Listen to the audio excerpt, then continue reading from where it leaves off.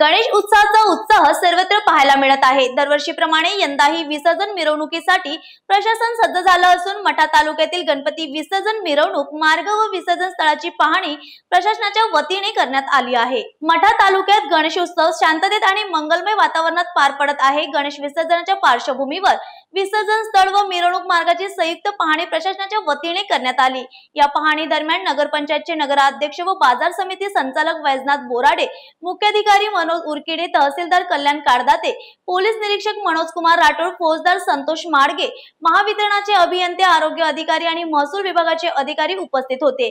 या पथकाने रस्त्यांची स्थिती, अतिक्रमण, विजेच्या तारा, पाणी पुरवठा आणि स्वच्छता अशा विविध बाबींची बारकाईने पाहणी केली असता नगराध्यक्ष वैजनाथ बोराडे यांनी सांगितले की विसर्जन विहिरीतील गाळ पूर्णपणे काढून टाकण्यात आला आहे। परिसर आणि मार्ग स्वच्छ करण्यात आला असून प्रकाशाची ही योग्य ती व्यवस्था केली गेली आहे। यावेळी सभापती बाज पठाण, नगरसेवक सचिन बोराडे, विकास सूर्यवंशी, उबेद बागवान, दीपक बोराडे आणि अनेक गणेश मंडळाचे पदाधिकारी व कार्यकर्ते उपस्थित होते। गणेश विसर्जन मिरवणुकी दरम्यान कोणताही अडथळा निर्माण होऊ नये यासाठी विविध विभागांना सूचनाही देण्यात आल्या आहेत। कायदा आणि सुव्यवस्था अबाधित ठेवण्यासाठी पोलीस निरीक्षक मनोज कुमार राठोड यांच्या मार्गदर्शनाखाली पोलीस पथक देखील तैनात करण्यात आले आहे।